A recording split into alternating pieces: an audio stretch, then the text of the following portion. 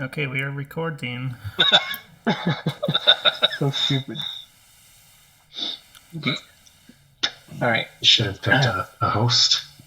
Or host? Or Cullen, do you want to introduce the show? Do we have any music? I will. Not yet, but... Nope, no. We're gonna put Never Forget in the back. I was gonna pick a good instrumental by Macaulay Cullen. No, just do Never Forget. The intro to Coke and a Coffee Cup. Yeah, I'll add that.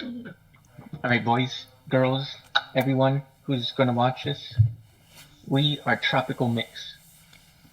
All the flavors. Yeah. I'm Cullen. To the left. I'm pretty sure we're all different, so. Yeah, this is gonna be awkward. Well, everyone just introduce themselves. All at the same time. Yeah. In three, 3, two, 2, 1, go. I'm Gabe. My name is Nathan. Alright. Brett, go. Perfect. My name's Brett. My name's Brett. Brett is a Xbox fan. I mean... That's it. You're all summed up. Bada bing. There, put a period on it. Period. He also enjoys Nintendo games. Huh? And his favorite game ever is what? I feel like I'm speed dating. Favorite game ever. Oh. Come on. Be your typical millennial. Say Ocarina of Time. No. I got something else. Least favorite game ever. My least favorite game ever? Syndicate. No. That's a hard Is that what question. it's called? Syndicate? What game? Yeah, the one that you were hyped for like a year. And Singularity? then shit was Singularity? No, it's not the worst game of all time. It's not my least favorite game of all time. It's a good question. I can think of my least favorite movie of all time. The Fantastic Four reboot. Sure. Okay. That was hot garbage. Favorite game? Honestly, I might... It's either Soul Silver or Going Commando. Okay. All good classics. Yeah. But, like, Soul Silver is just, like, a tier higher than Going Commando is, but, like... I don't know, it's hard. One of those two. Alright, let's go. Did you skip over least favorite? I honestly can't think of a game that's so bad that I hate it. You can come back to me on that. Yeah, let's do Nathan next. Are you gonna give me a one-liner, Cullen? Nathan is PC. PC for PC. I used to have a MySpace. I never ever wrote that comment. I don't think. I probably did when I was not sure what to write in comment spaces for MySpaces. Anyway, my name is Nathan. I'm here with my friends. Some say my family. Dom Toretto, as Brett had just recently referenced, would say family, probably. Wait. To Ken. Yes. Ken. My least favorite game would probably be... that's actually a hard question because... You froze. That's an epic face. Did you say Pokemon White? That's what I was joking, but yeah.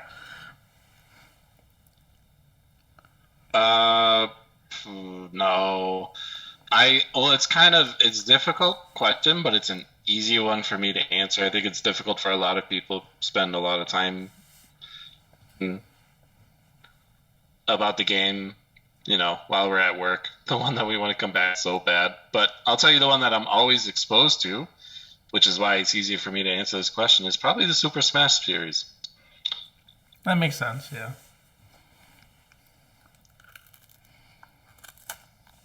So that's your least favorite, Nathan? The Smash series? I mean, objectively say that I know there are far worse games than any of those titles. Yeah.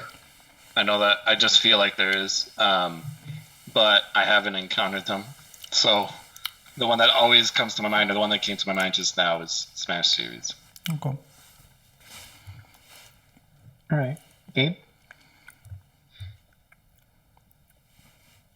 Do you have an intro for me? Oh, yeah. Gabe is a connoisseur of classics. Mm. Okay. I He like also the sound. has every system, so he doesn't. What's the word I'm looking for? I am platform agnostic. There we go. That's perfect. My favorite game, I want to say right now that it's Pokemon Silver, just from the amount of nostalgia and joy I have for that game. OG. Okay. OG. But I won't know for sure until I play The Last of Us Part 2 again. Been waiting to replay it just so it'll hit me differently when I do play it. I think it might change after I play it a second time. And I can't think of the least favorite game. It's a hard question, I guess. To all of you, is there a game you played so much that you just ended up not liking it by the time you were done playing it? Was there a point when we did enjoy playing that game? No. Was there a game you did enjoy? And that, you no, I mean played like, it yeah. That's what he's saying, yeah. Yeah. I've got one. The first generation Pokemon games. Interesting. They're just... I don't know if you played them when they released them on the 3DS, but I had to force myself to go through Red, and it was not fun. And I think... Was it Red and Blue that came out first, and then they released Yellow later, or was that with Gen 2? No, you were right the first time. Yeah, the former. Yeah. Okay, so Yellow came out after? Yeah. Okay. And then Crystal, Gold, and Silver all came out at the same time? No. Crystal's after. No, I'm saying on the 3DS re-releases. I don't know. I think it was Gen 2 on the 3DS where they did Gold and Silver first. Because then people would buy them, and then when they released Crystal, people would buy them again. Nintendo logic. I'm pretty sure when they released the original 3, most people just bought Yellow because it's the better version. So, but regardless, yeah, I just, I had to force myself to play through Red or Yellow, whichever one I went through, and, it's just... It was a good game back then, but there's been so many improvements in the series, and just,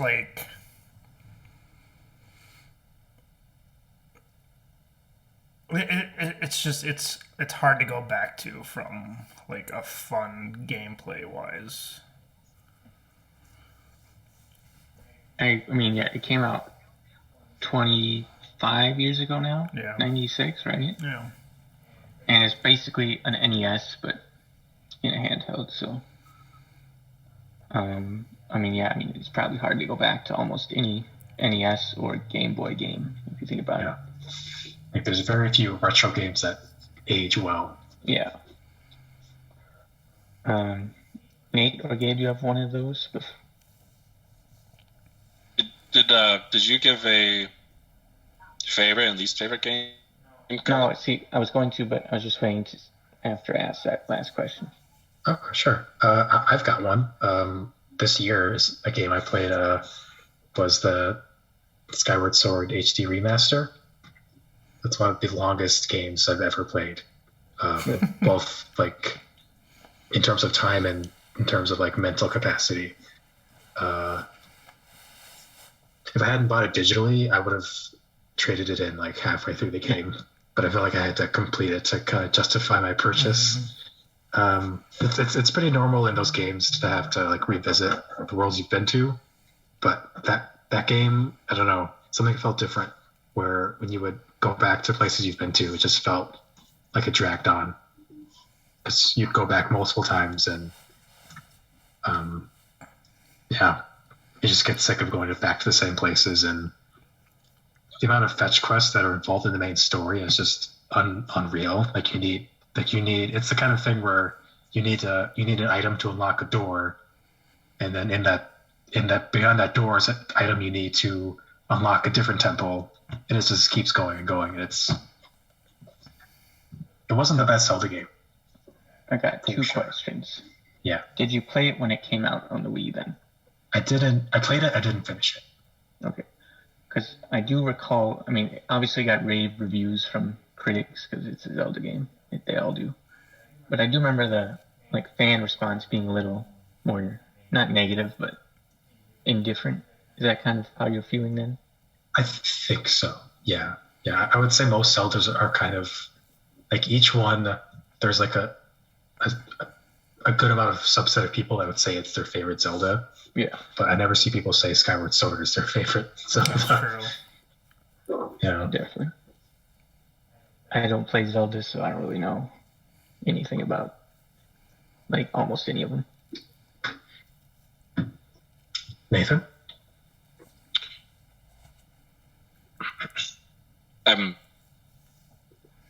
I'm trying to follow.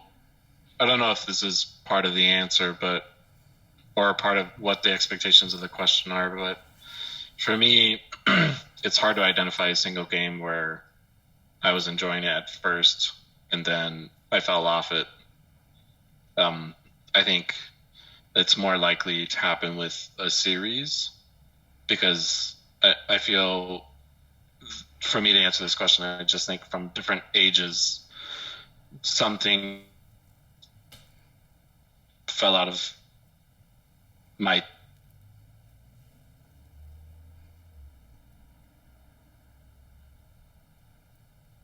to play them. So for example, like Hold on. You gotta repeat like all that.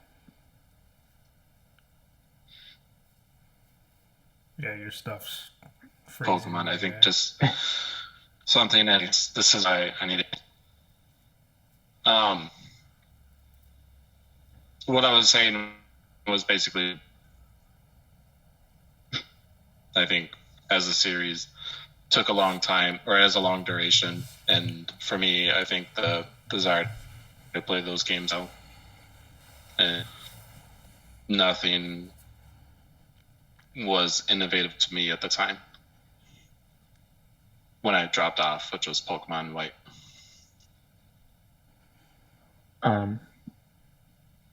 I have to say I kind of agree with you. I stopped playing Pokemon after Black and White because it just didn't do anything. I would say for me during anymore. because you didn't finish it. Well, yeah, I didn't. I got Black or White. No, you got white. I had black. Okay, I got White the day it came out, and I beat like the first gym, and I never played Pokemon after that.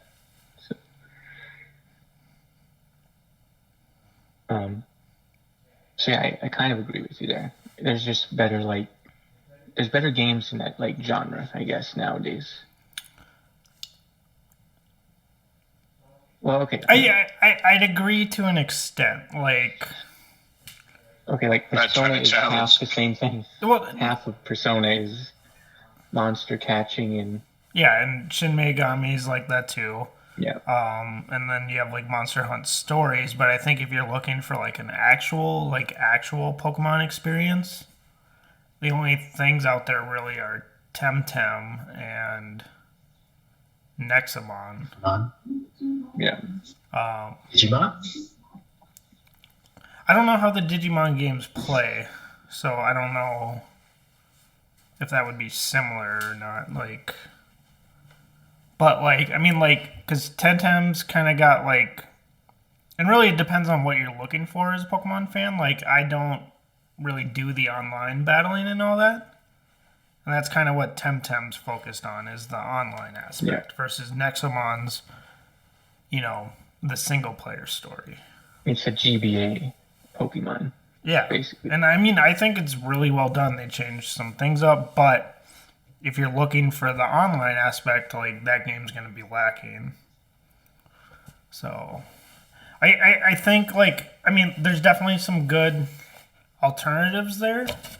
And really, I think it all depends on what you're looking for in a Pokemon game, but I just think there hasn't been, something, a game that does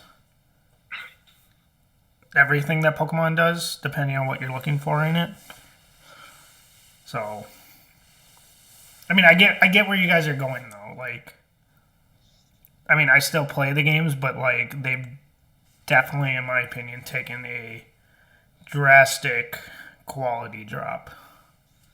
And I don't know if you feel the same way, Gabe. But, to me, the last great Pokemon game was Black 2. There's been I good... have to replay that. You still have your copy? No. RIP. $80 right there. I would emulate it if I did get it. Yeah. All right. Well, since I'm last here, I am Cullen. I have been a big PlayStation fan. A pony. A Sony pony. Sony pony. It's 2012 again. Ryan for Jim Ryan. That's what I say. Anyway. Riding for PlayStation fan for a long time.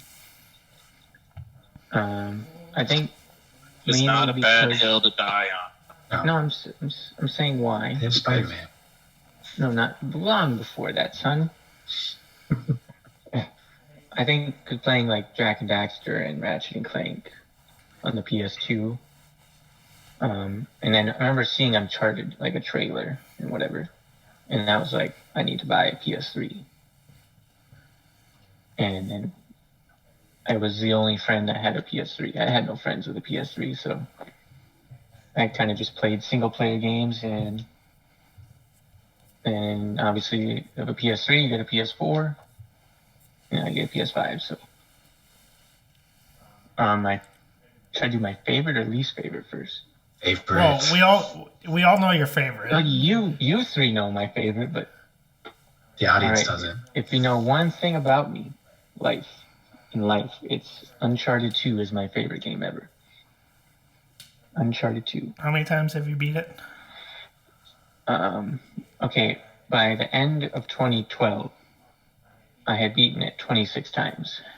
And it came out in 2009. So. Hey, man, I have only replayed it, I think, maybe 3 times since then to get the platinum for the remaster. And I spent hours in the multiplayer. I wish there was a way to see how many hours, because it would be a lot. But so is that total 29? Yeah, so 29 times now. Yeah. Okay. Yeah, I think. And that's. I don't know if you consider it retro at this point. It came out 12 years ago, but. God damn. Yeah, it's crazy to think about. But I think it still holds up. Obviously the combat's a little not as refined as a new game, but graphically it looks pretty impressive for a game that came out 12 years ago. Least favorite game? Right now I'm going to say this. Brett probably understands, but Vice City is so annoying. Because I've been trying to get the platinum trophies, you have to 100% everything. And what? What's that? No, finish. I'll go after. Finish it. I'll let you finish, but. Oh god, here we go again. You fucked up. You could have did. Oh shit, here we go again. There were a lot of things we could have done there. Yeah. But that was related to what you were talking about. Playing a PS2 game on a PS5, I should be able to play the game at a stable frame rate, at least. I agree with that. And it's just terrible, honestly. which, I mean, I could get the remaster, but I'm trying to get the platinum for the version I already have. Also, just the shooting controls, like circle is shoot, which is really weird. Again, it's a PS2 game, but like Ratchet and Clank, Jack and Daxter, Destroy All Humans use, R1 or R2 as shoot. So why Grand Theft Auto needs to use circle as shoot is beyond me. Yeah. Also, some of the guns you either have to aim manually, which would be ideal, or like the submachine guns or pistols just lock on and you don't get to aim them at all. You can't even like change targets. So it's just really outdated kind of thing. I'm trying to 100% it is very annoying. I think I've thought of my least favorite game now. Okay. Paper Mario Sticker Star. Ooh. Go on. So, as you guys know, Thousand Year Door is one of my top 5 games. And I usually do a replay of that every year. So, at the time that Sticker Star came out, I hadn't beat Super Paper Mario. And I still haven't, but I've replayed it now, and I think I'm over like 75% of the way done in that game. And that game changed up the combat, but like the writing and like the story direction and the humor were all still there from like Thousand Year Door in the original game. And it still works, but Sticker Star was when they started, like, it stripped out so you could only use original Mario, like, there was only original Mario characters. There weren't unique toads anymore, so every toad was just a regular red toad. And then the combat was basically the same thing, except instead of your abilities and whatnot, you had stickers that you had to collect. And you had to buy them outside of battle and all this other stuff, and you didn't get experience. So, when you would go, since you don't get experience or anything, you would go into a battle, and you would have to use up resources, but you don't get anything out of it. So, you were better off just avoiding all fights except for boss fights. And, yeah, it just took the series in a way that I don't... Kind of like how Nate, you and Cullen are with Pokemon now. Like, that's how I am with New Paper Mario. So... Did you try Origami King? I tried it a bit.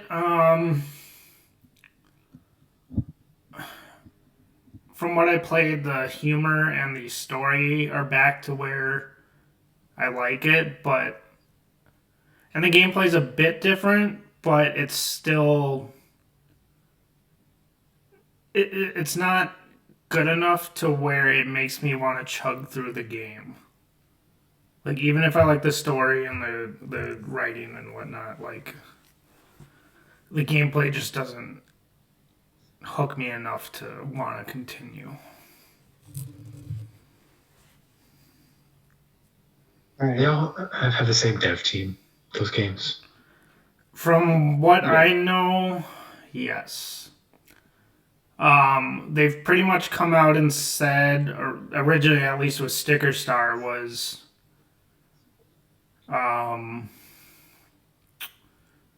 Miyamoto came in and basically it was like you should just use Mario characters and like, you know, get rid of like the original characters that like Thousand Year Door had, like Rock Hawk. And then someone, I can't remember who, because at the time Mario and Luigi was also a series and they played pretty similarly. Someone, I forgot who it was at the time, was like, well, we don't really need 2 RPG Mario series. So that's why, like... So let's have 0. That's why Sticker Star and Color Splash and Origami King are less RPG than the first 3 were. So, but from what I know, it's the same dev team. Yes. Interesting.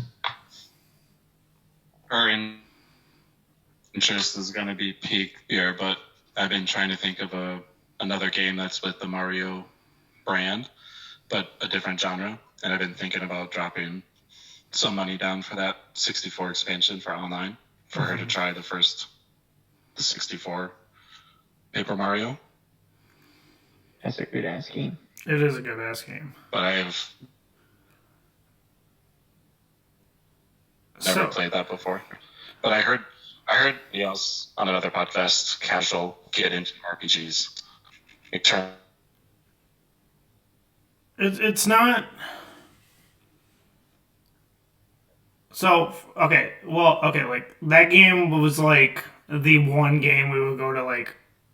You guys remember the Hollywood video in Heights?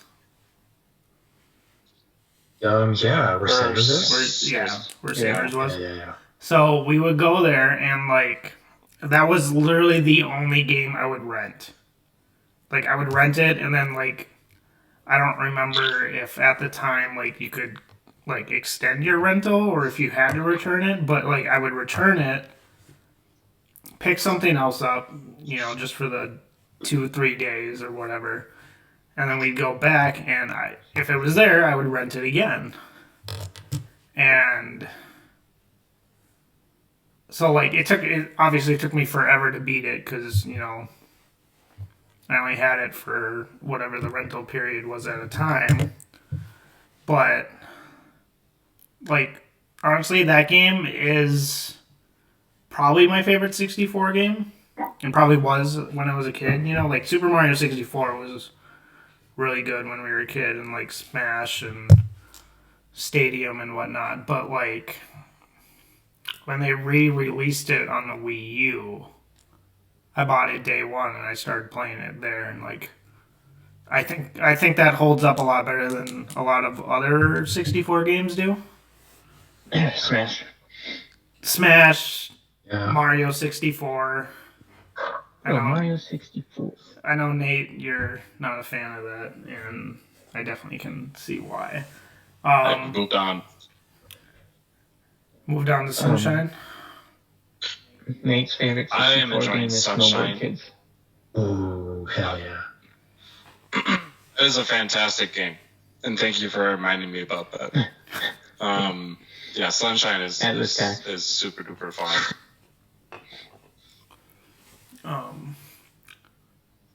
Because Paper Mario comes out in, was it the 12th?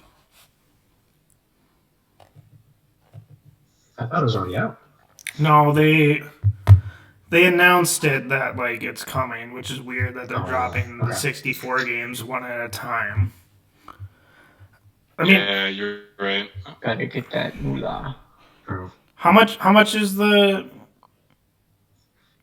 25 extra? No? It's like 30. 30. Right? So it's Okay. 30 for the year and then 30 extra for the 64. I think the base is 20 and then it's 30 more for expansion pack. Such a great name for it. Yeah, I mean, it works actually. Yeah. Yeah, that's right. $50 for everything. So That's I mean, a topic for another day also. Yeah. I want to say like I want to replay Paper Mario 2. I just don't want to spend the money on that, especially like there's. Have it on the Wii U? I do have it on the Wii U. I could do that. I mean, like it'd be nice to play on my Switch, but especially since I think the initial batch of 64 games, there's nothing in there I want to play. Because I think the only like big title in there I would be Arena. interested in is Mario 64, but I have the 3D collection, so I can just play it on there. Is Star Fox in there? Yes. Yeah. I mean, the first batch, but I haven't really paid attention. I know they announced that Banjo's coming and Kirby and the Crystal Shards and Majora's Mask. And I think F-Zero. Yeah. So, like, there's other games I would play, but they're just not out yet. So, to me, the $50 is not really worth it. I don't even pay for the original expansion pass. My subscription was literally from game cards I got with games I bought. Yeah. I mean, but especially with how bad their online system is, it's kind of... Yeah. All right, we're going to move on to our most anticipated game for next year.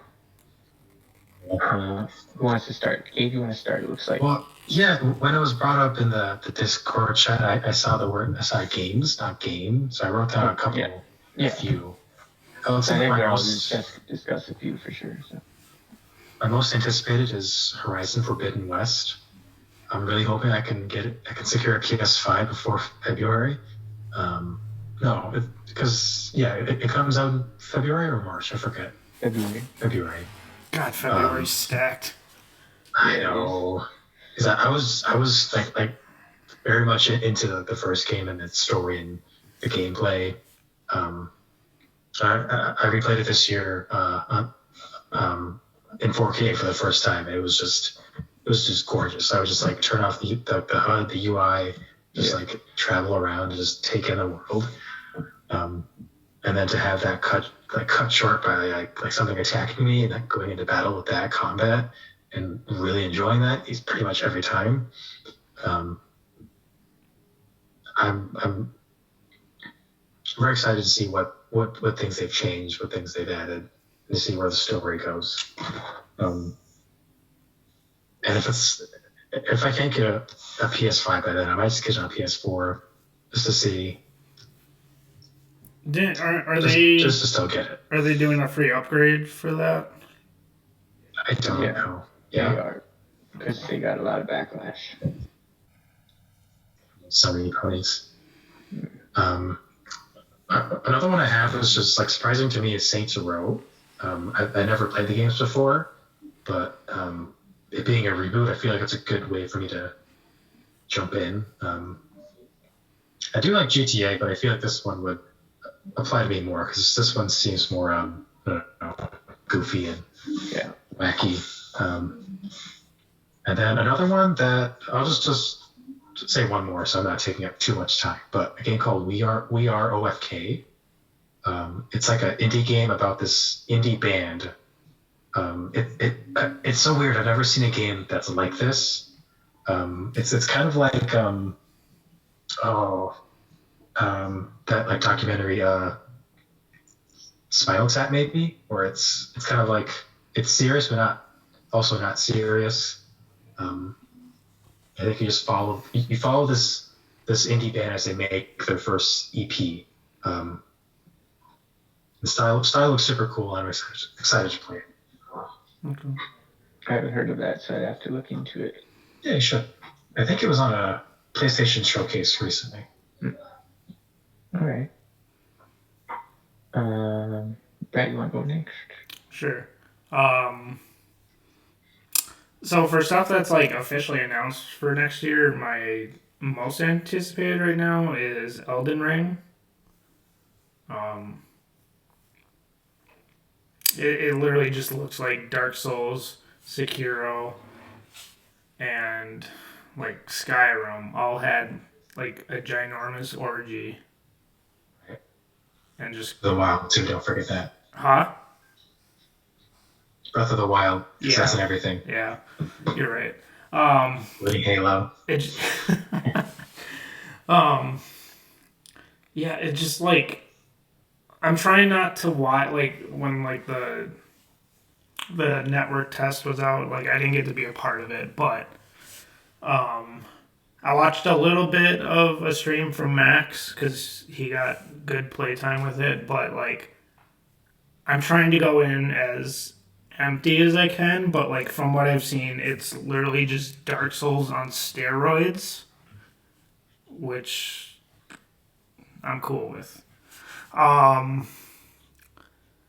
Another one I feel like is going to be next year because we've had literally no information on it since 2019 is Hollow Knight Silk Song. If we ever get that. And then like I'm cautiously optimistic for Pokemon Legends. But just knowing Game Freak's track record the last few years, I'm just kind of... I'm going to buy it, but I'm not... I don't want to say I'm, like, hyped for it either. I'm curious to see what they do with a game like this that isn't the traditional Pokemon format. I'm excited that they're trying it. I'm just hoping, like, we haven't seen how much of, like, the world is, like, open and like how much there's actually to do outside of catch Pokemon. Yeah. So what is the departures that's taking from the typical formula? What's the what? Departure. So it's more. I hate comparing it to Breath of the Wild, but it's more of an open world roaming game. The battles actually are kind of like real time. You can get like attacked by Pokemon. You can like sneak up on them, like stealth shit, and throw Pokeballs at them. Did I read right somewhere that it was compared to Monster Hunter, where you're given missions or quests to go catch things? I haven't played Monster Hunter, so I can't really... Okay. I don't have anything to compare it to regards to that, but... am I really missing anything on what they changed? Or I think graphics look interesting. The art style. I think the setting is also a pretty cool thing. Well, it's old time Sinnoh. Yeah, like ancient time. With a bunch of Pokemon that aren't even in Sinnoh anymore. Maybe they were. Yeah, they were. They're extinct now. Yeah. So they're not adding another generation, right? No. Of Pokemon? No. So they're introducing new forms again, like the last few games have done. So like there's a new version of Growlithe that's I think Fire and Rock. Was that it? Don't know. I think it's Fire and Rock. And then there's a new Zora form. And then like Stantler, Basculin, and what's the eagle thing called? Bravery. All got Bravery got a new form, but Basculin and Stantler got evolutions. So there's new forms and stuff, but I don't think there's actually going to be any new Pokemon.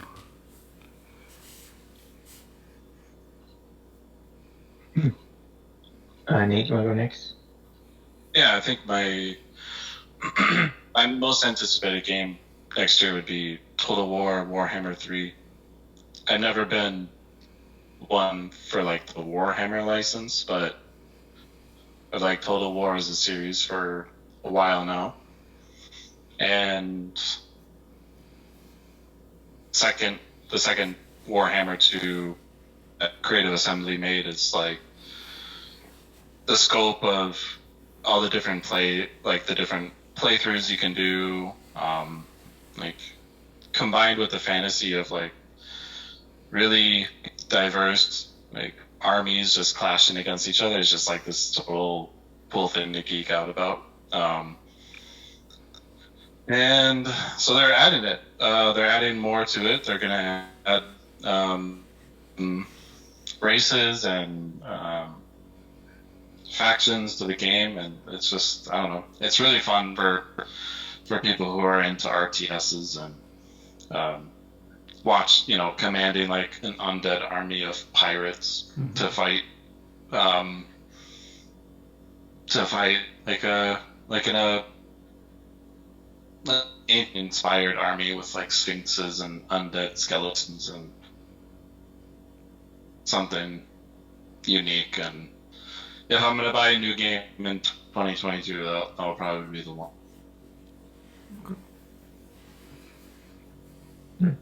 Anything else? I mean, you're looking forward to?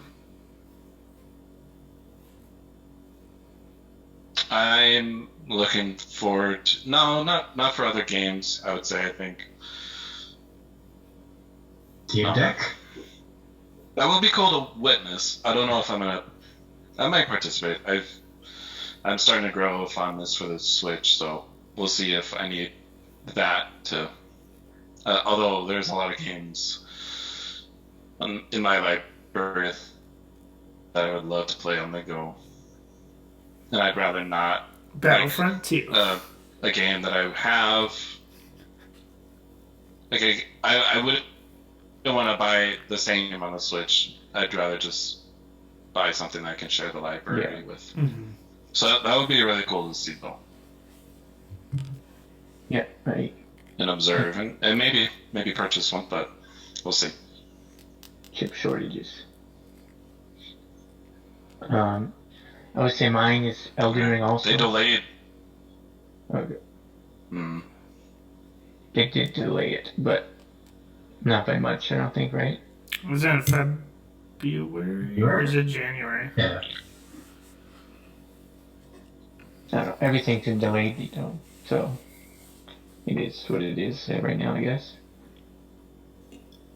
I would say Elden Ring is my most.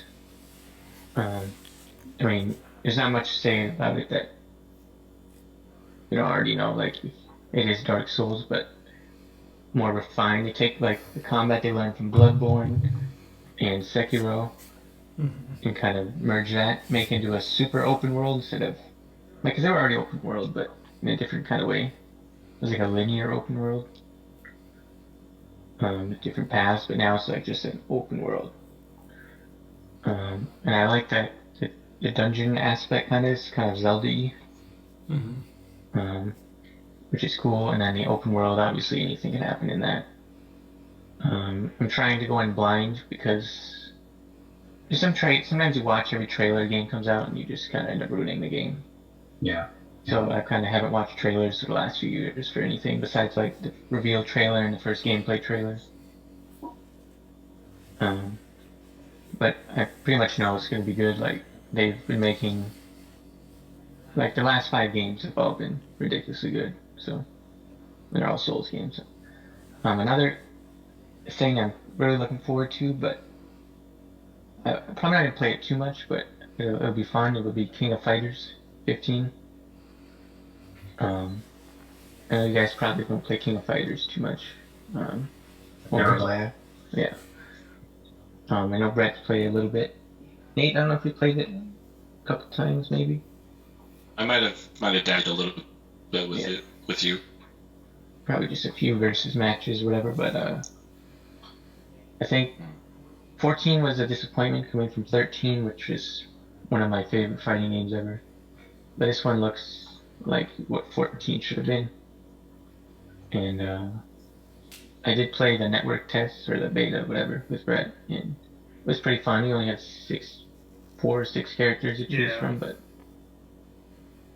there's some refinements that could be done, obviously, but that's what the beta's for. So, I won't be playing that nonstop, but it's gonna, if you just don't want to focus on a story or an open world, or you can't beat a boss in Elden Ring, then you can go play it, beat some people up in some fighting games. So yeah,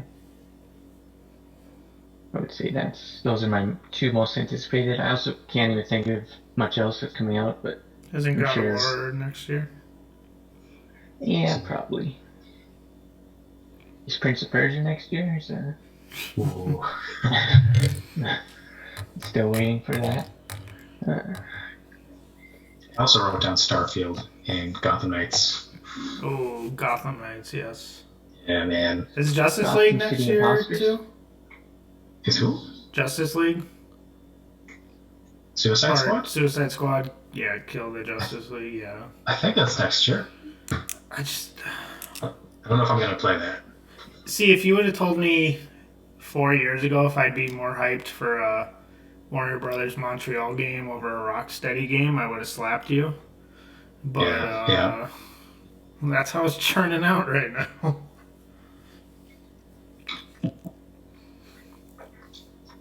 All right. I guess the last thing we're here to discuss today Well, is our. we didn't go over our what we're currently playing.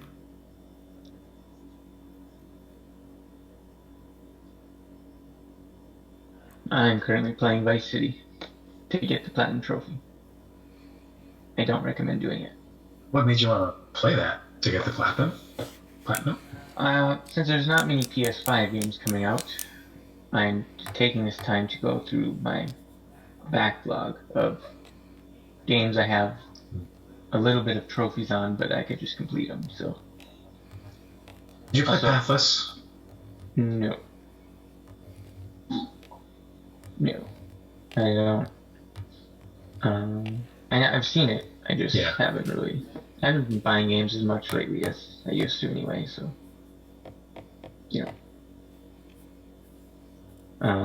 Gabe, you could go next, I guess. Oh, cool. I've been kind of like jumping around the different platforms to play things. I've been replaying Control. Are you okay, Brett? Yeah. Oh, I thought you said, oh no. No, I said jump around. Jump around. Jump around.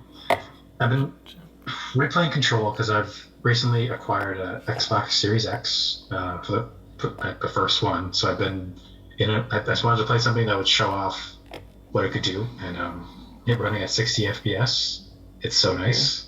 4K, yeah. And just revisiting like the weird and wacky story of that game, getting lost in that. Kind of like ask myself what's going on. I don't know what's going on, but I love it. That game just has a vibe and aesthetic that I haven't been able to find in like any other game. I think after that, I plan to replay Jedi Fallen Order on Xbox, see what that looks like. I've been playing Pokemon Shining Pearl.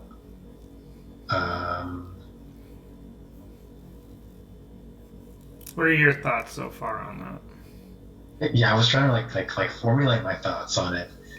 It's a Pokemon game.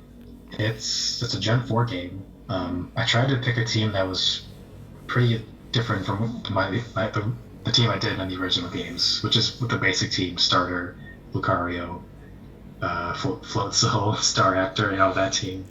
But no, it's a good background game to play while you're watching something. And then I've been playing Fire Emblem Sacred Stones. I think that's my favorite Fire Emblem.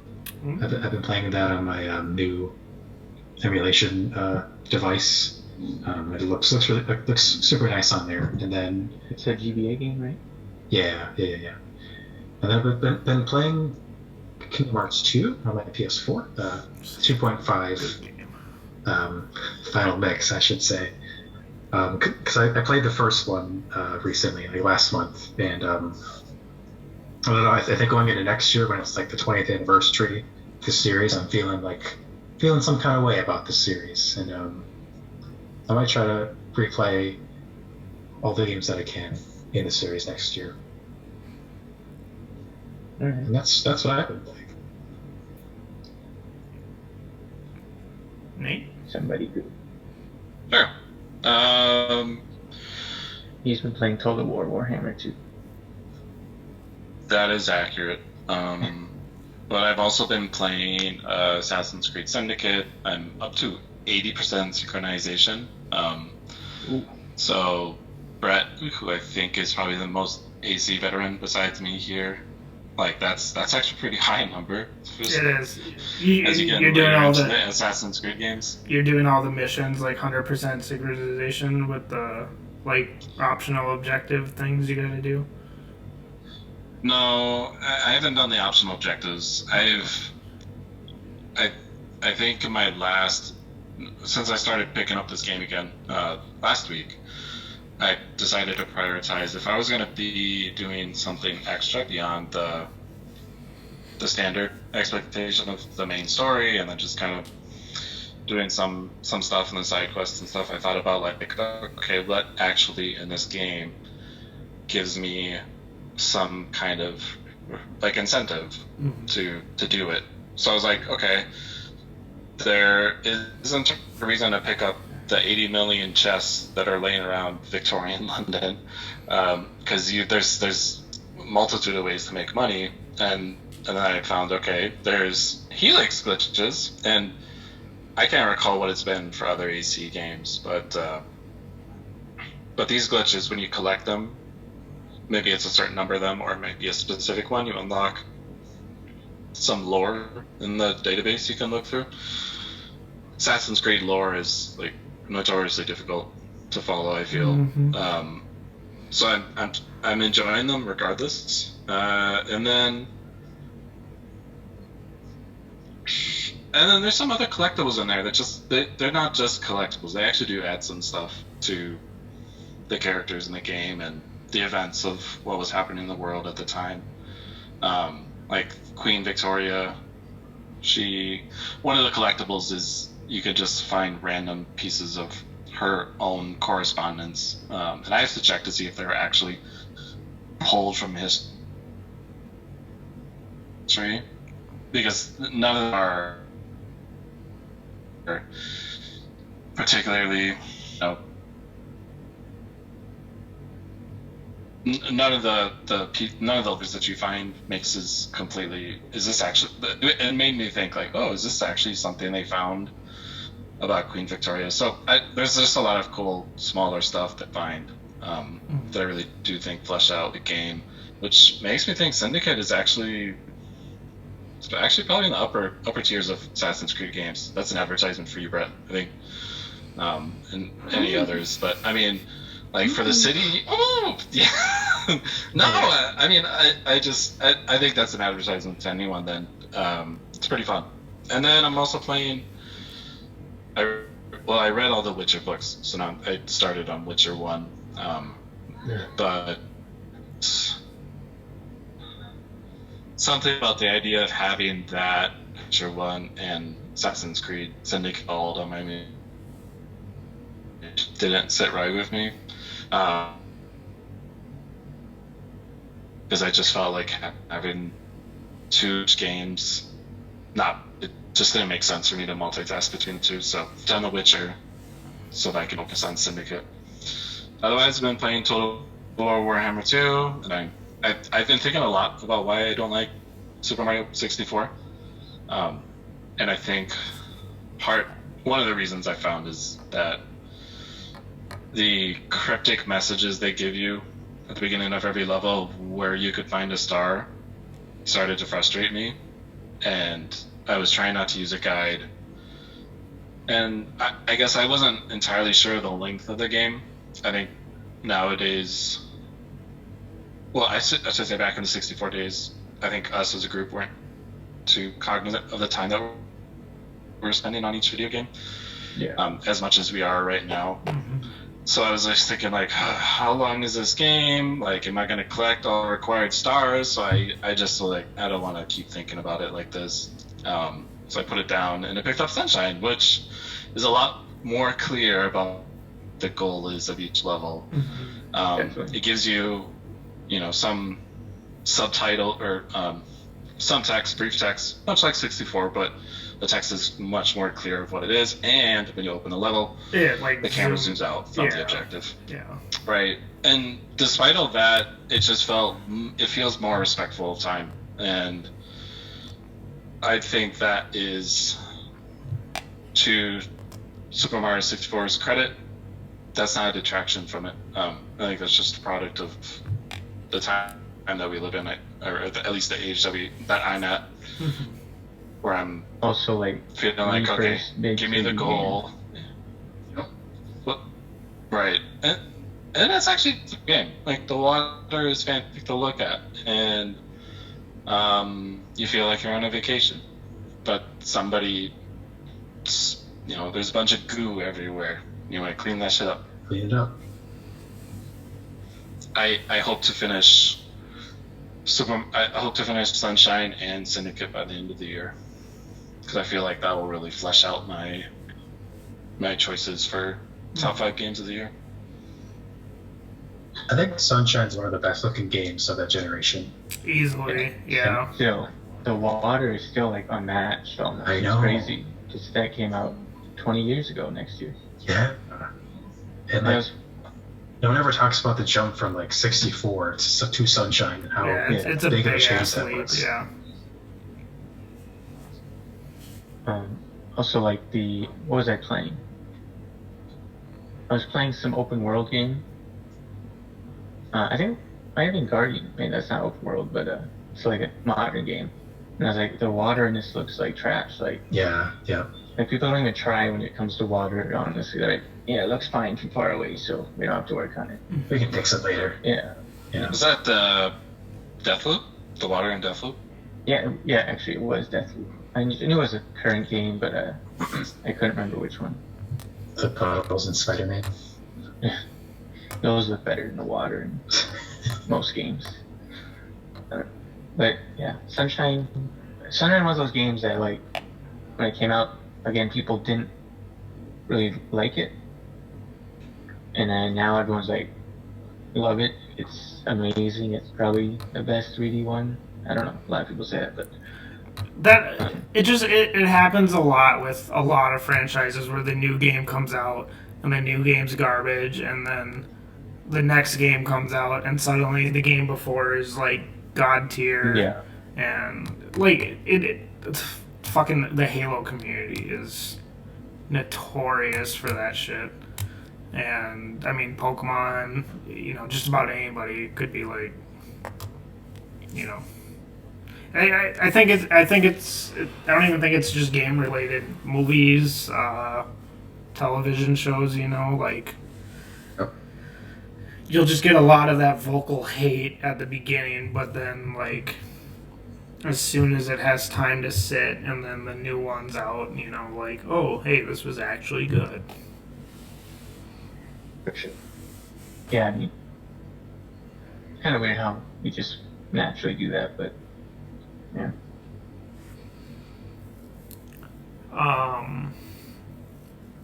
For me, okay, obviously the big one, and this is why I kind of was mad they did this, was when they shadow dropped Halo, was like, I think I had just finished Kingdom Hearts 2, like, a few days before that. Because I had messaged... Final Mix. Yeah, because I had messaged you that I beat it. But I haven't actually bought that many new games this year. It's been mostly, like you, Cullen, replaying my backlog. But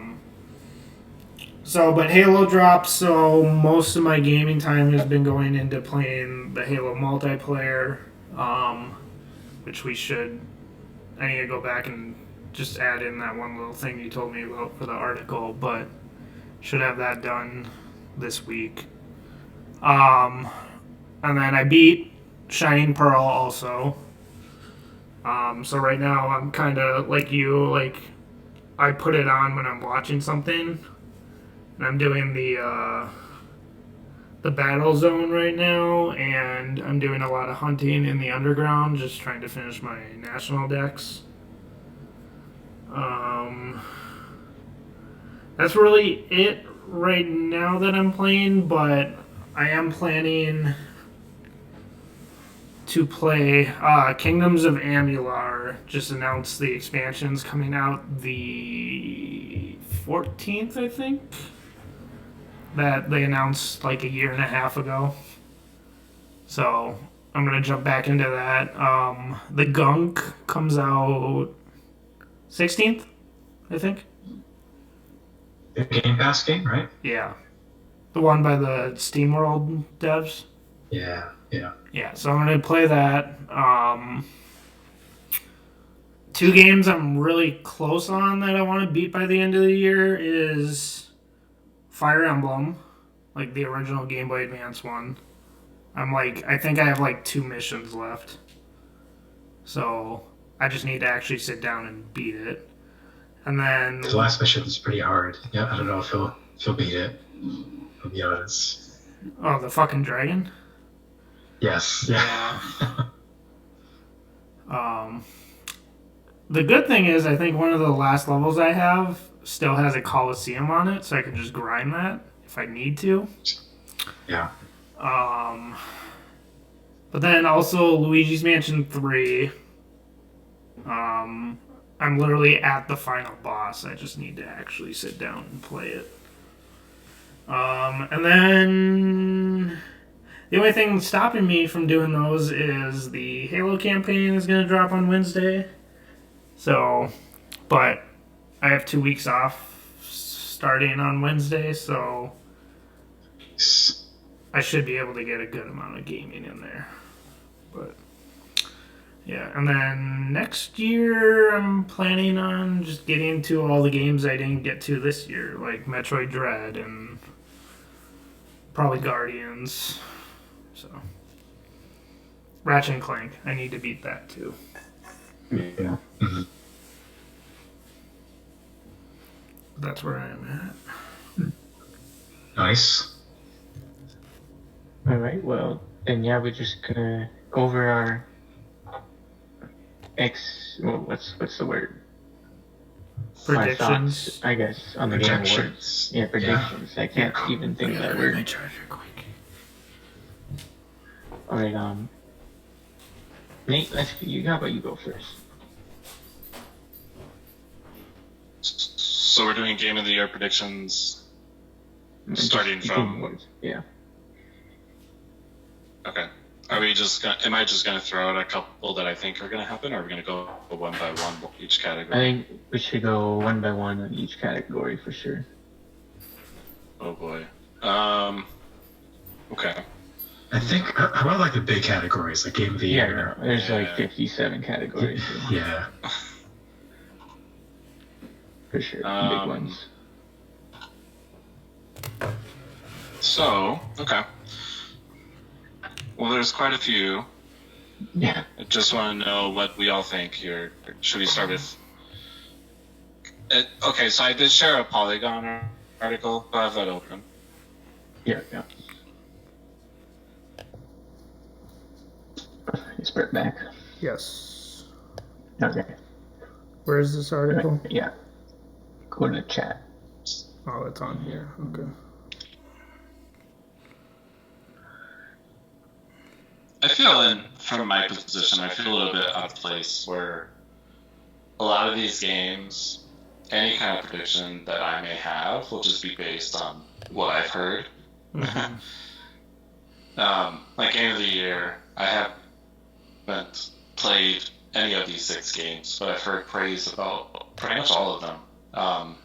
It just feels like to me which voice is loudest in my head. So I'm going to try to identify a game or a list that might have games that I've had some experience with. So before you go, can I just ask a question to all of you? Not, obviously, all 6 of those Game of the Year games are extremely good, but I feel like most years, to me at least, there's like a clear winner, if that makes sense. Yeah. And this year, there's really not like a clear winner. I'd agree with that. Mhm. You know, like if Red Dead 2 came out, that's probably, you know.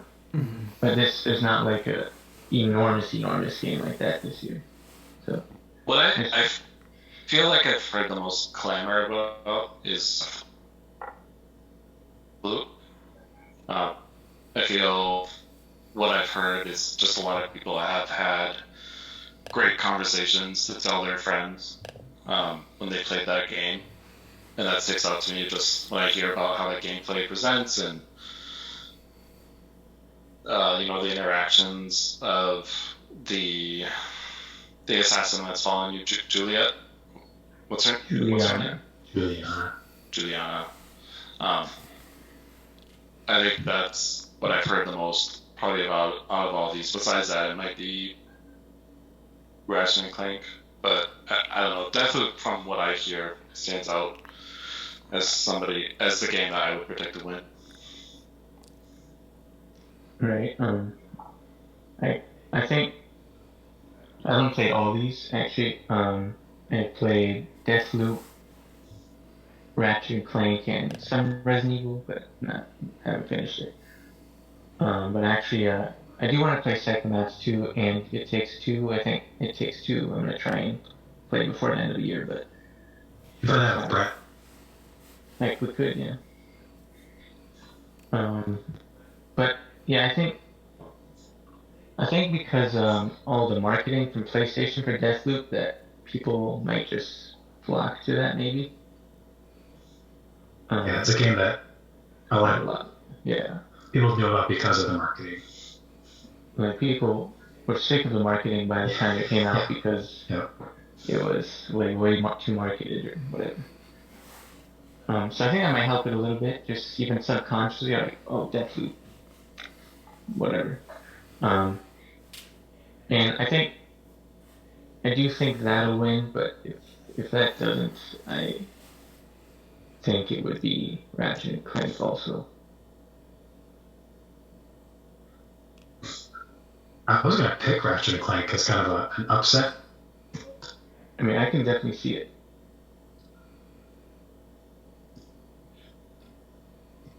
I haven't played it, but I know that it also got good reviews. Yeah, It seemed to showcase what next gen could be. for sure. I think like Resident Evil, if it's just it's like a maybe a step up from 7, but not like anything extraordinarily different like 7 was. When did Resident Evil come out? Like March? March.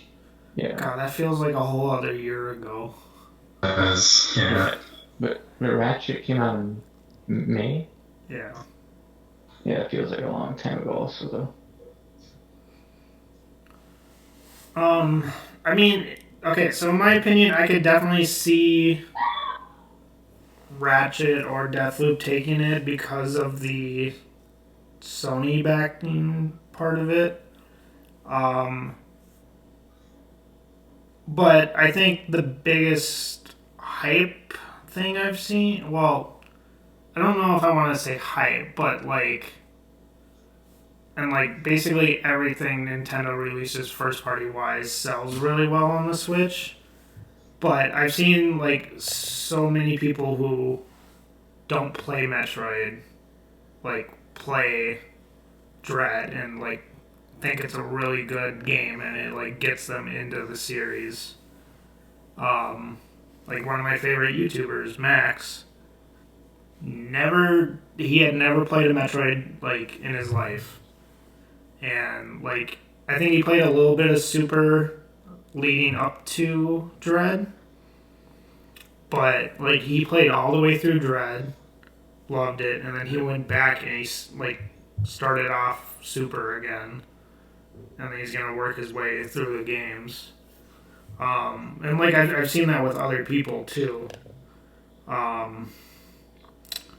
The only things I've played on here, so I've played a little bit of Psychonauts 2. I'm about 20% into that, and then Ratchet and Clank.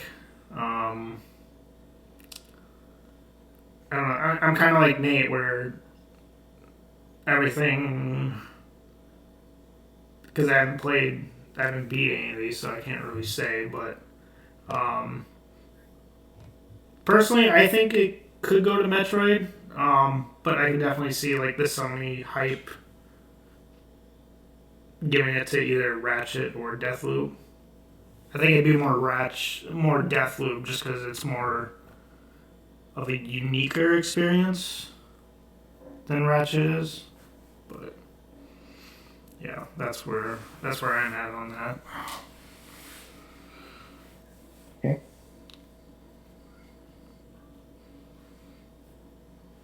Gabe.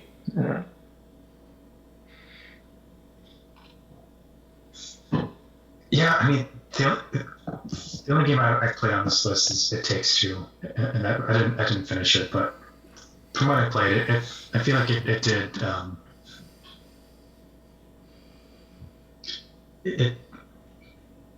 did something different with the co-op game that I hadn't seen done before.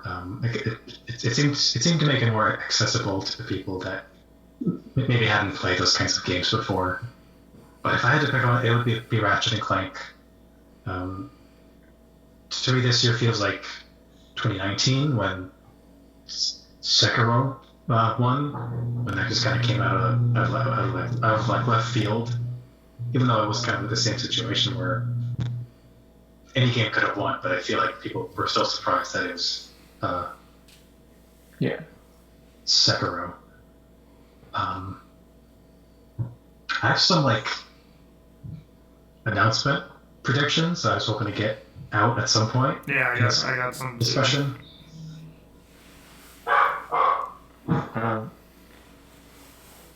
Yeah, we should probably do a couple more categories first. Huh?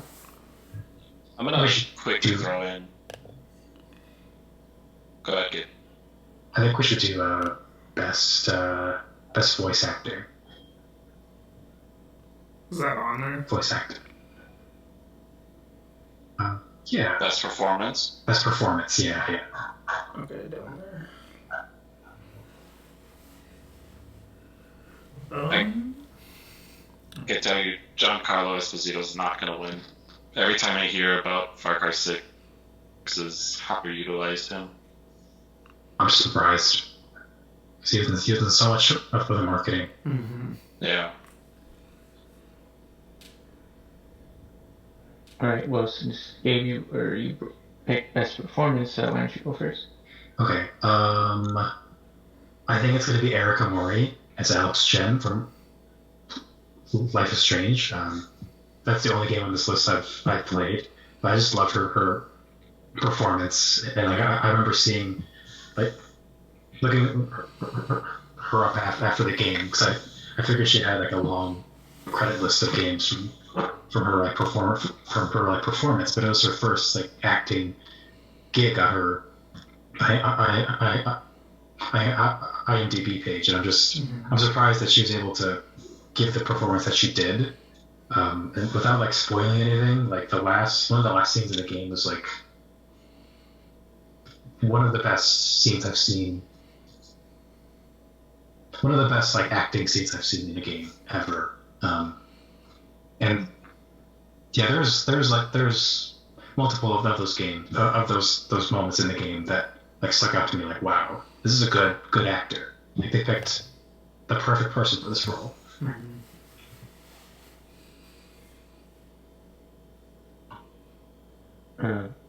I've only played Deathloop out of those, and a little Resident Evil, like I said, but so I don't know anything about the Life is Strange. Like I said, I don't really watch trailers either too much. You know a little about Far Cry because that's a popular series and whatnot. So I really don't have any. I don't really have any guess. People really like the dynamic between Colt and Julian in Deathloop, so I could really see either of them winning it. But I don't know much about the other choices. So. Yeah. I'd say, yeah, I'm in the same boat. I haven't played any of them, so it's kind of hard for me to. Yeah, I mean, I could see it going to. Oh shit! I think I passed it. Hold up. There we go. I could see it going to Erica.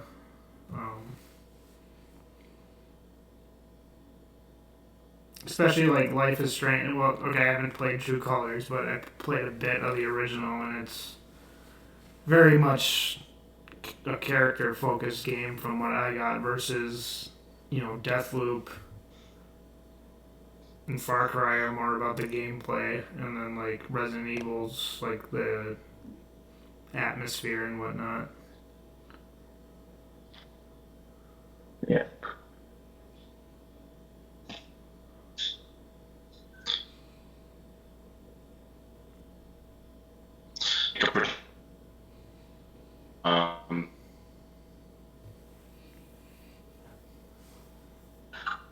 That Inscription, that game has a media channel I look into. People are talking about that game. and it just released. Nothing selecting these games are people in video games media, and I think recency bias and just with what I'm hearing about this game, and the genre bending it does is just completely unexpected. And I also will say that I was so excited for 12 minutes. I wanted this to be a good game. I never played it, but just what I hear is so disappointing. So I think it's also it's odd that somehow this got nominated because with what I hear, the thing about it is just middling, and just the premise of the premise of the game of what I know is impressive and really intriguing. Plus, it's been in development for like 7 years. So it's unfortunate. I don't know how it got on Best Indie. I don't think it's been a bad year, particularly for indies. So, but I think Inscription's going to win it. I feel pretty strongly about that. Right.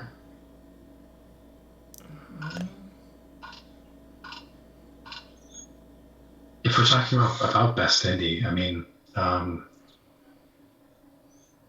think it's going to go to Kena, Bridge of Spirits. I'm not sure why. I just have a feeling.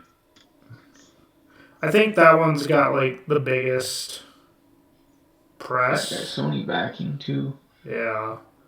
Like I've heard about I've heard people on like Twitter and stuff talk about Forgotten City and Sable, but not like wowzers talk, you know? That gets it together, if that makes sense. No, I know what you mean. Yeah. If there's any indie that was snubbed from the best indie category, it's Chicory. I'm definitely a Chicory. I think I'm the Chicory fan on this podcast panel, and it got snubbed. And I will forever be salty about that. Sound like Janet Choi. From Janet Choi from Giant Bomb. He had the exact same feeling when I was listening to that earlier. I like it. I don't know him, but I like it. I do like how Best Family 4 of the 5 are Nintendo games. Yeah, that's kind of their category. Yeah.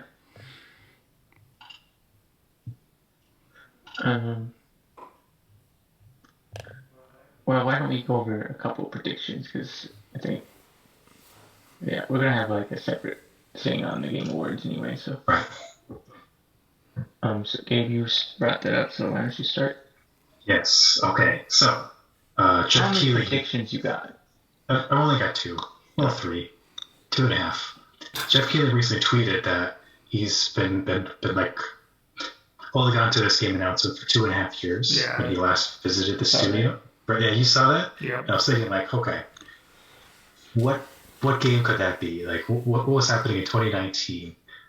So I think at the show, he's going to say this. He's going to do this thing where it's like, this, you know. Yeah. And then, he's going to say that, you know, he like last visited this dev studio 2 years ago. He's been so excited to show us the trailer, and then it goes to the trailer, and then it's did you guys see Raya and the Last Dragon? Did you guys watch that movie? I watched about 30 minutes. Well, it opens with like Raya at this pond with her last dragon, like drinking water. They're like the forest, and then this like shadowy figure like pops up, and they're like, "Whoa, what's that?" And then they're like about to like go and fight it, and then it like explodes, and then as like the darkness disperses, a figure emerges from the darkness and says like, "Hi, Kingdom Hearts 4. Kingdom Hearts. It's not going to be 4. At the end of the third one, they made it so they could do a soft reboot, basically, where it does. I think Sora's like one of the main characters, but they can like ditch all of like what they did before. Yeah, what they did before with all their like convoluted lore. Basically, there's like another like like there's like a different timeline or different universe that he could go to. Or so I mean, like you and I are. Well, I mean, I know Nate's played a bit of 1 and 2, and Cullen's played 1, but wouldn't it be possible just to set it?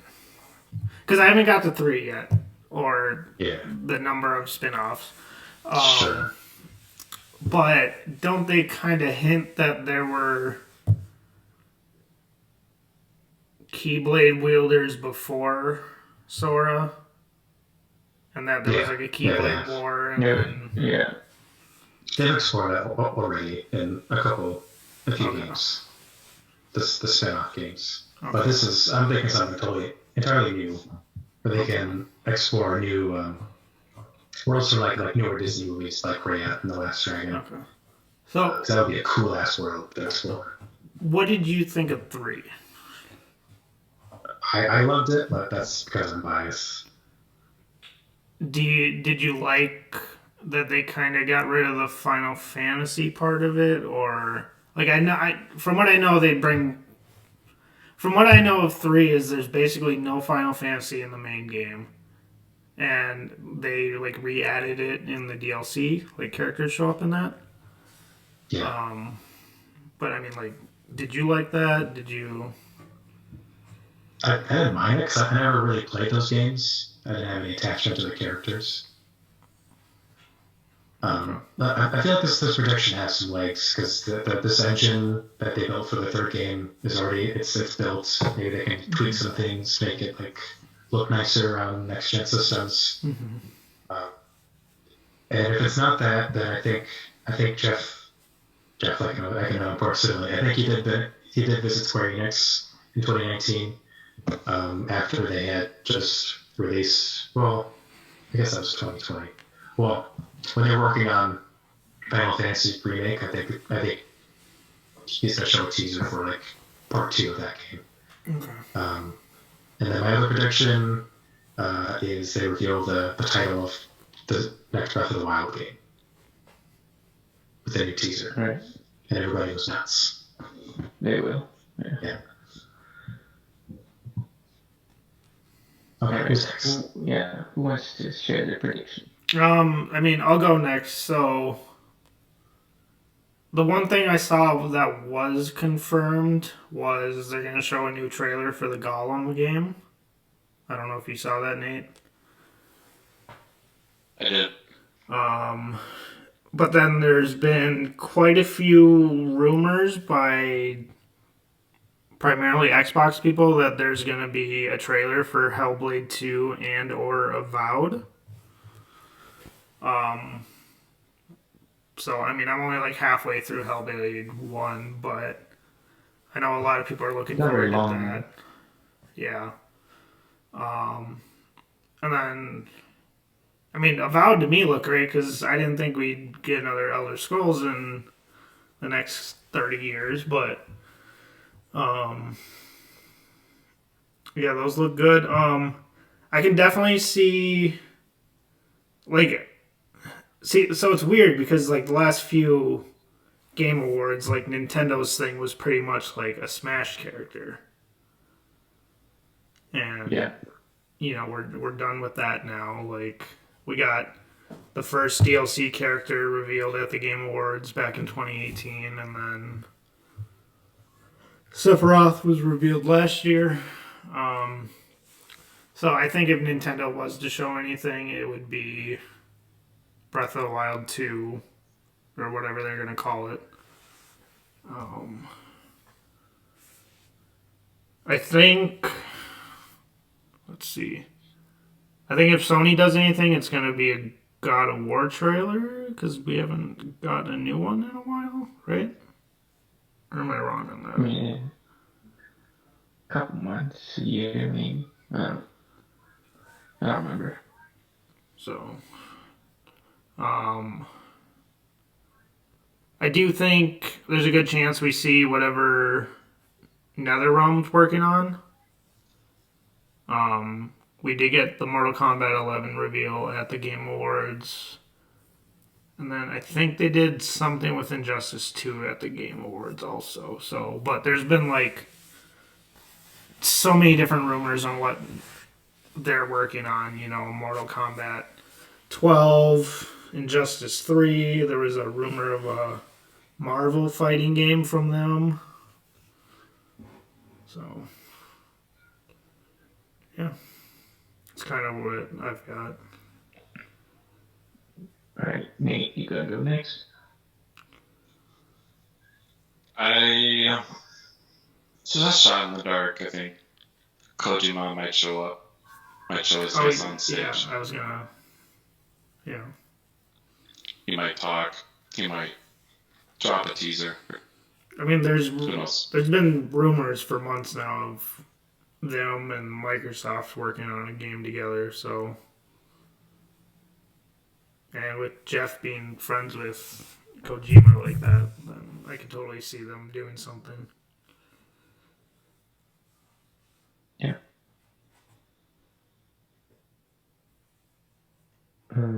Is that all your only prediction? Nate? Yeah.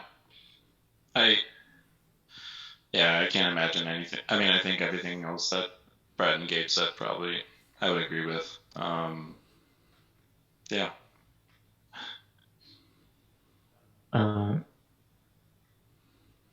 See, here's the thing. Obviously, there's always that like one big announcement at the Game Awards. So, I don't, it could be a Kojima game. It could be, what Gabe said, Kingdom Hearts. That would be big. So I don't really have any like big guesses, but I'm still waiting for a Time Splitters announcement. Pretty sure they almost confirmed it, did they not? Like I said, something was coming with Time Splitters, and I don't think they went backwards compatibility because that was like 2 years ago. They announced a remaster? See, that's what I thought, but I might have been mistaken. I just said something was coming. Let's see. Would you buy a remaster? I mean, I bought the 2 games. I don't even have an Xbox, so. Let's confirm a new game's in the works by Deep Silver.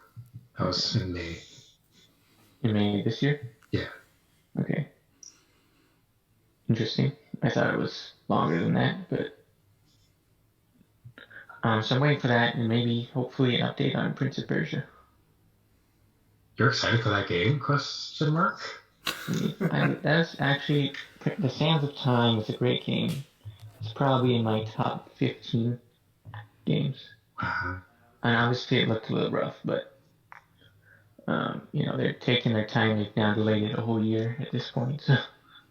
Did you know that Yuri Lowenthal voices him in the original game and the new one? Or remake? Yeah. Did not. Well, I found that out semi-recently, but yeah. Oh. It's pretty cool, yeah. What's in the game? Yuri Lowenthal, he's a voice actor. I didn't think he was that old, but I guess he is. He did Spider-Man in the new PS40. Yeah. Is one thing. Yeah, he did the Prince, which is pretty interesting. Also, I don't know if there's going to be a PlayStation experience. There's rumors of it, but because Sony hasn't really shown almost anything this year, which is kind of weird. Yeah. If you think about it, besides like the games that have come out this year.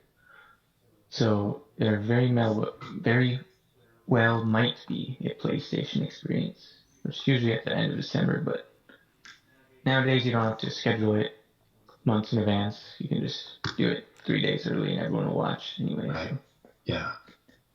So who knows, but I feel like they might be saving a big announcement for that, or a couple, if there's going to be one.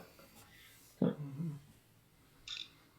Do you think they might announce that new subscription service at that? Or that was the other thing I was interesting at. But that's what I'm saying. If it's a Sony exclusive thing, I don't know if they'll show it at the Game Awards because there's no need to if they have their own thing. But really interesting to hear about that, because especially the rumors you can play PS2, PS1, and PSP games, which is pretty interesting. Vita? No Vita. Be a step. If they did that, and Also, the rumor is they merged PlayStation Plus and Now. But they're gonna have like two separate tiers, so it's kind of the same thing, I guess. if they actually did that, and like the emulation on it was really well done, and assuming the library was pretty big, I would actually probably do that. Yeah, I mean, the PS2 on PS4 was kind of a failure. It didn't have to be, but it was. I just feel like they didn't release enough games for it. They definitely didn't.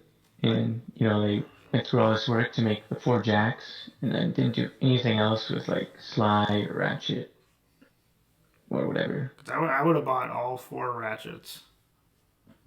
Yeah.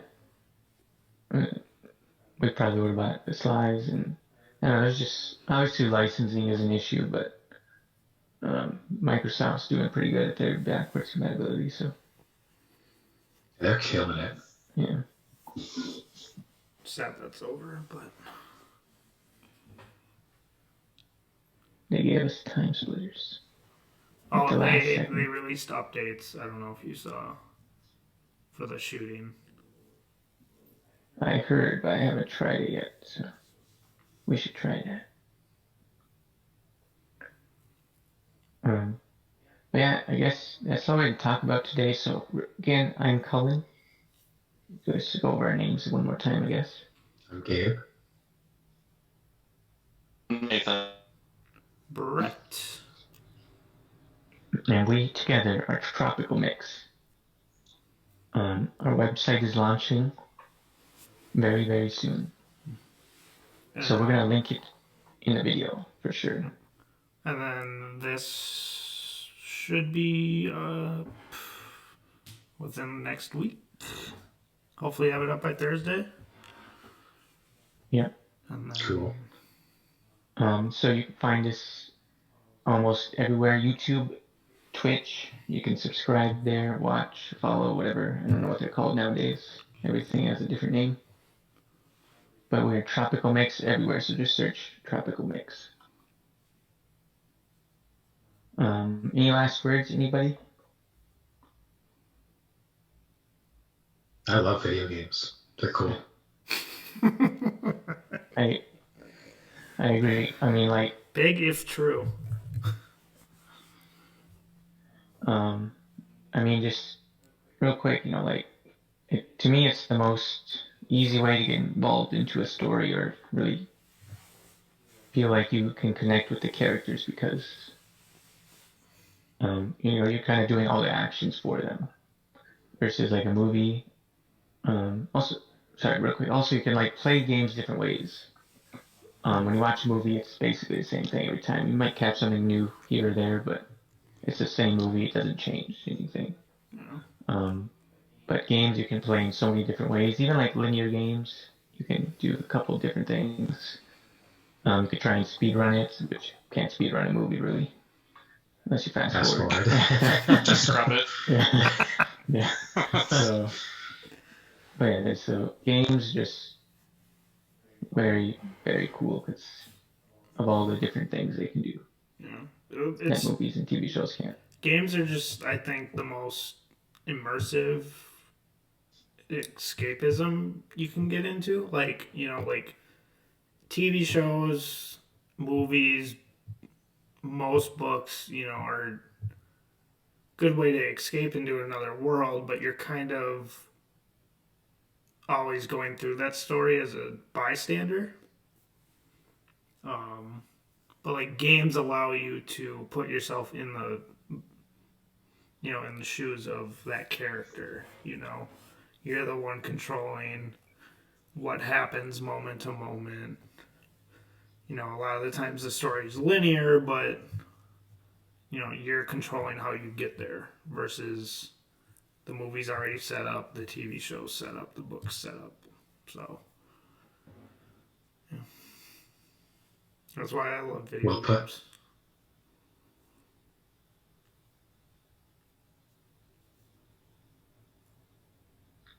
Nate? Do we have? Okay. You don't have to. So, No, everything I have to say about video games, most of it can be found in my bio. Yeah, no, this is on the website. That's right.